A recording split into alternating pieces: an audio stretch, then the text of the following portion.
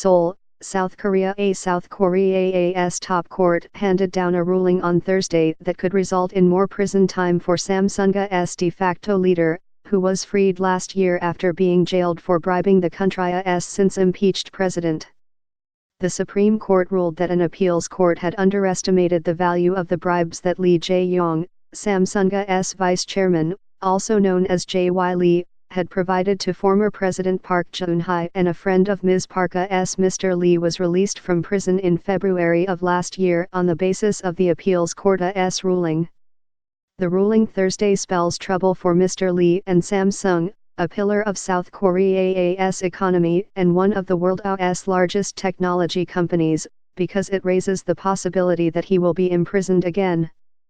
The Supreme Court sent Mr. Lee's case back to a lower court for retrial. In August 2017, a Seoul District Court sentenced Mr. Lee to 5 years in prison for offering 8.6 billion won, or $7 million, in bribes to Ms. Park and to Choi Soon-sil, a longtime friend of the president who was central to the bribery scandal that drove Ms. Park from office and led to her imprisonment. But the appeals court, in finding that the bribes had totaled just 3.6 billion won, reduced Mr. Lee's prison term to 2.5 years and suspended the sentence, setting the stage for the Supreme Court's ruling on Thursday.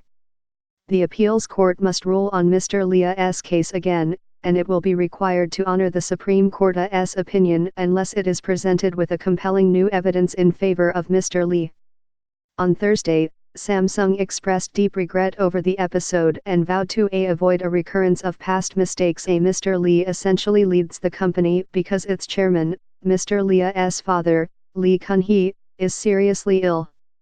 The decision will cast a further cloud over a business empire that is essential to the South Korean economy. Samsung Electronics, its gadget manufacturing and chip-making arm, accounts for nearly 1/5 of South Korea's exports.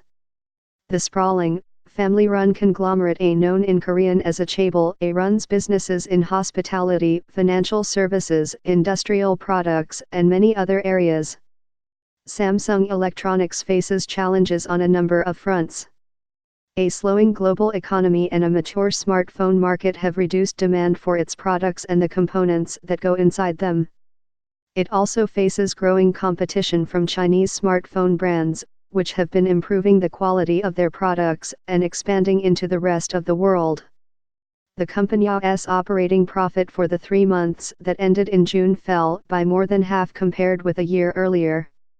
Samsung also faces uncertainties related to South Korea's souring relations with Japan, which are rooted in disputes over the two countries' painful history and are now playing out in a bitter trade conflict.